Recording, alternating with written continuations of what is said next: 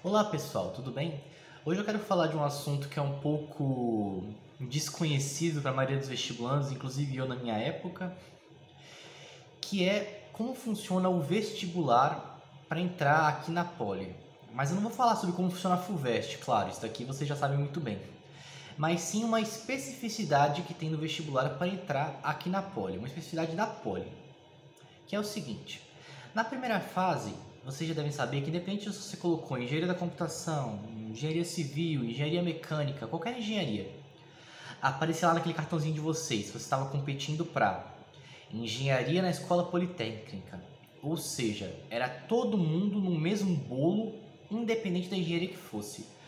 Então tinha computação competindo com mecânica, competindo com civil, competindo com elétrica, cada um competindo com todo mundo. Isso é na primeira fase. Só que na segunda fase, aí sim a sua ênfase começa a aparecer. Então aí sim você vai ver provavelmente no cartãozinho aparecendo lá engenharia da computação, engenharia civil, engenharia mecatrônica, só na segunda fase. E aí levanta um ponto muito interessante, que é o seguinte: até onde eu me recordo bem, a FUVEST tem meio que uma norma, se assim podemos dizer, que para a segunda fase passa no máximo 3 vezes o número de alunos da quantidade de vagas. Ou seja, vamos fazer um arredondamento aqui. Vamos supor que a Poli tem 900 vagas. Então, para a segunda fase, vão passar no máximo, 900 vezes 3, 2.700 alunos. Só que qual que é o problema aí? Vocês podem pensar, eu estou querendo computação, logo aquela expressão meio horrível, né? Se eu matar 2 concorrentes, eu tô dentro, né? Eu só preciso competir com mais 2. Só que isso não necessariamente é verdade. Porque, como na primeira fase compete um bolo de pessoas, independente da engenharia, pode ser que na segunda fase, e não só pode ser, como acontece na prática, existem engenharias muito mais com muito mais demanda, muito mais queridas pelos vestibulandos do que outras. Então aqui eu dou um exemplo didático sem citar o nome, Digamos que pode ter uma engenharia do sucesso, uma engenharia X, que na segunda fase tenha 10 candidatos por vaga, enquanto uma engenharia do fracasso, uma engenharia Y, que tem apenas um candidato por vaga. Só que não tem como saber, Depende do perfil daqueles vestibulandos daquele ano, que engenharias eles querem. É claro que existem algumas engenharias que tradicionalmente têm maior demanda do que outras, nos últimos, pelo menos, vamos dizer assim, 10 anos. Mas essa demanda pode mudar, claro, com o passar dos anos. Isso é um ponto. E aí tem o segundo ponto, que também causa um pouco de confusão. Quando vocês prestam para a Poli, vocês colocam 4 opções de engenharia, que são muitas opções, Então, digamos assim, vocês colocaram a primeira opção, engenharia computação. Segunda opção, vamos lá, engenharia elétrica. Terceira, mecatrônica. Quarta, nossa, eu não sei o que colocar, vamos lá, civil. Tudo bem, vocês colocaram 4 opções. Qual que é a ideia básica? Tentou a primeira. Se não tem nota para passar na primeira, tenta a segunda. Não tem, tenta a terceira. E não tem, tenta a quarta. E não tem, aí não deu. Realmente. E isso é um pouco confuso para a gente entender. Agora eu vou explicar como é que funciona o algoritmo, que a FUVEST usa. Não é bem um algoritmo, assim, nada demais. Mas como é que eles fazem para alocar o aluno em cada opção dele na hora de fazer o ranqueamento dos alunos após a segunda fase, após a divulgação das notas da segunda fase. Como é que funciona? Para facilitar esse exemplo didático, vamos partir do princípio que naquele ano, nossa, todo mundo queria computação. Então, todo mundo que foi para a segunda fase, a primeira opção era computação. Então, como é que vai funcionar? Temos lá o primeiro lugar. Para ele é fácil. Primeiro lugar, pegou computação. Segundo lugar, computação. Terceiro lugar, computação. Até acabarem todas as vagas da computação. Vamos dizer que a computação, só para arredondar aqui, porque eu não lembro a proporção FUVEST-SISU, são 70 vagas. Então, até o lugar de número 70, pegou computação. Legal. Agora vamos para o 71. O que é que ele vai pegar? A sua segunda opção, que seria, por exemplo, elétrica. Novamente, para facilitar o exemplo didático, vamos partir do princípio que todo mundo colocou elétrica como segunda opção. Tudo bem. Então, lugar número 71, pegou elétrica. 72, pegou elétrica. Até acabarem todas as vagas da elétrica. E aí vai para a terceira opção, depois para a quarta.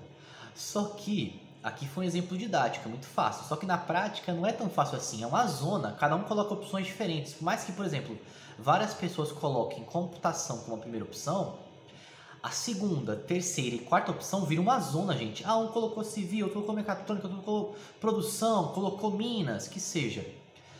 Fica uma zona. E por causa dessa zona, acontecem algumas, digamos, não vou dizer anomalias, mas algumas coisas muito interessantes, que é o seguinte. Voltando para o nosso arredondamento, vamos falar que a FUVEST tem 900 vagas. A Poli, no caso, né?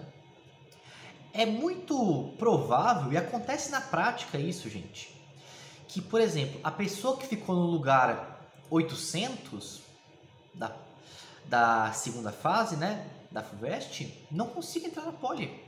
Mas, por exemplo, a pessoa que ficou no lugar 1000, 1100 consegue. Mas, como consegue? Não faz sentido, né, 900 vagas. Como é que o 1100 consegue? Consegue por causa das opções dele. Às vezes a pessoa que foi no lugar 800, ela já passaram já. Todas as 4 opções a vaga já foi preenchida por pessoas que estavam melhor ranqueadas que ela. Então ela não consegue passar. Só que a pessoa que ficou lá no lugar 1100, ela colocou uma opção que tinha uma demanda tão baixa pelos vestibulandos que não preencheu as vagas. Então ela conseguiu entrar. É muito louco isso, né, gente? É uma coisa que acontece muito aqui na Poli. E que a gente, quando tá no vestibular, não tem essa noção. Porque aí que aparece um truque, que é o seguinte. Qual que é o nosso truque, né?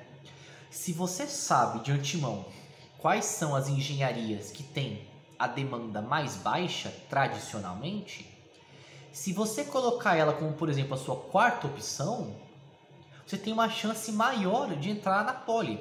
Tudo bem. Não é entrar na engenharia que você quer, mas você entra na Poli. E muitos vestibulandos fazem isso. Eles têm essa noção de qual engenharia tem menor demanda, coloca ela como quarta, terceira opção, entra na Poli e das duas uma. Ou gosta dessa engenharia e continua nela, mesmo sendo a sua primeira opção, ou então, no final do primeiro ano, transfere para outras engenharias. Até mesmo para aquela engenharia dele que era a primeira opção. Então isso é uma coisa muito particular que acontece no vestibular aqui para Poli, tá? Espero que vocês tenham entendido agora como funciona o vestibular, né? Se tiverem mais dúvidas, fiquem à vontade para perguntar, vou tentar esclarecer dúvidas. Por favor, não perguntem para mim, Felipe, qual que é a engenharia que tradicionalmente tem menor demanda? Eu não vou falar porque eu acho essa estratégia muito injusta, por mais que o pessoal faça, porque existem engenharias que são importantes, claro, né? Mas as pessoas usam elas apenas como porta de entrada para a Poli. Eu acho isso muito errado.